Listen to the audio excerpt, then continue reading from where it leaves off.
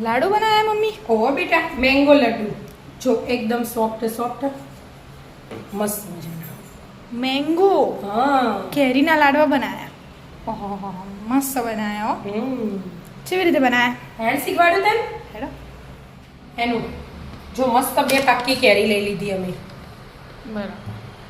બરાબર ધોઈ દીધી અને લૂસી દીધી અને હવે છોલી અને ટુકડા કરી દેવાના. મીઠાઈ બનાવવાની હા મેંગોમાંથી તો. ઓહો હા મેંગો મેંગોની સિઝન એટલે હા એટલે જે ખાવું હોય આઈસ્ક્રીમ લાડુ બધું બનાવીને ખાઈ લેવાનું. હા સ્વીટ ને બધું મસ્ત મસ્ત લાગે. નહીં તો પછી 12 મહિના રાહ જોવી પડે કેરીની. કોઈ નહીં, કટકા કરી દો. હા કટકા કરી દો. કટિંગ થઈ ગઈ? હા બેટા સમાર દીધી અને આ વાટકીનું માપ લઈ લીધું અમે તો 1 વાટકી દૂધ લઈ લીધું. ગરમ કરી દેવાનું એકદમ મસ્ત અને એ વાટકી ભરી અને ટોપરાને છીણ લીધું અમે. બરાબર. અને સાકર લીધી. આજે ખોડનો ઉપયોગ નહીં કરો, ખોડનો ઉપયોગ એ કરાય પણ આપણે સાકર અને દળીને 1 કિલો લાવ્યા ત્યાં દળીને ડબ્બો ભરી દઈએ. બરાબર. એટલે આપણે અત્યારે રસ કાઢીએ ને રસમાં સાકરનો જ ઉપયોગ કરીએ, ખોટ નહીં નાખતા. છોક 1-2 ચમચી નાખવાનું થાય ને જ એમાં. એટલે આ સાકર દળી દીધી અમે ડબ્બો ભરીને. 1 ચમચી 1 વાટકી ભરીને સાકરનો પાવડર લઈ લીધો. બરાબર. આ કેરીએ ગળીએ ખાટી નહીં, કેસર કેરી ને એટલી. બરાબર. દૂધ એટલા ગરમ થઈ જાય એકદમ ઉકળતું એટલે. અને અડધી વાટકી મિલ્ક પાવડર લીધો. ગરમ થવા. હા ગરમ થઈ ગયું? જો મસ્ત ગરમ થઈ ગયું.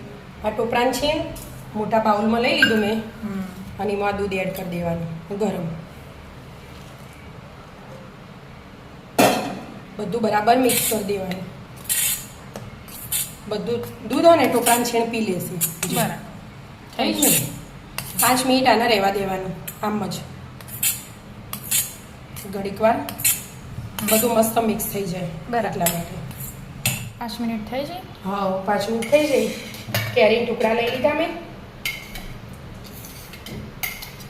1 વાટકી જેટલા જ થયા આપણે. હવે આ એડ કરી દેવાનું ગરમ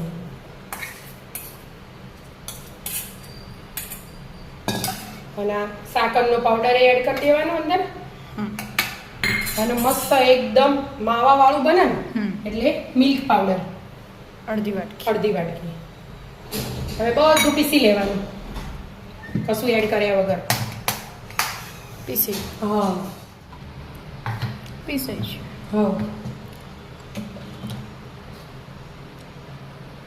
કેરીંગ કલર જેવો થઈ ગયો એકદમ ઓરેન્જ હતો ને.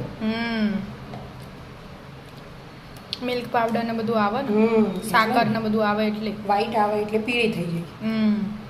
બધું આમાં કાઢી દીધું. હા બેટા હવે ગેસ ઉપર મૂકી દેવાનું. બધું મિક્સ કરવાનું.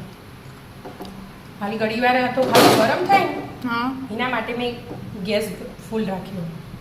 પછી એકદમ ધીમા ગેસે શેકવાનું. એવું હોય. આપણે લડ્ડુ બનાવીએ એવું થાય ને પછી કાઠું થાય સપાટી છોડો ત્યાં સુધી નો શેકી ચડે જવાનું. એટલા મેં ઇલાયચીનો ભૂકો તૈયાર કરી દઉં. બરાબર. આને ચડવા દો. આમાં એડ કરી દીધું હોય ને તો એ ચાલે પણ ઇલાયચી વધારે ગરમ થાય ને તો એની સ્મેલ જતી રહે. બરાબર. એટલા માટે એટલે પાછળથી એડ કરવાનું.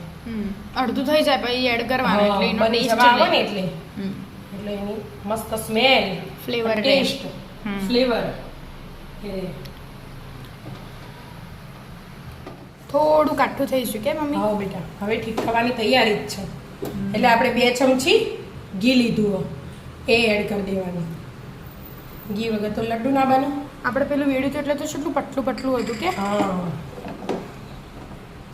10-15 મિનિટ જેવું તો ચડ્યું હશે કે? હા 15-20 મિનિટ થઈ જાય તો. જો એ અલગ હતું આ અલગ અને એલચી પાવડર અડધી ચમચી જેવો. એનો ફ્લેવર મસ્ત આવે. હા એટલે હવે ઘડીક વાર મિક્સ કરું પછી આનાથી થોડુંક ઠીક થઈ જાય એકદમ. આ થોડુંક ચોટે એવું ને નહીં ના ચોટે. ચોટે એવું મસ્ત થઈ જશે.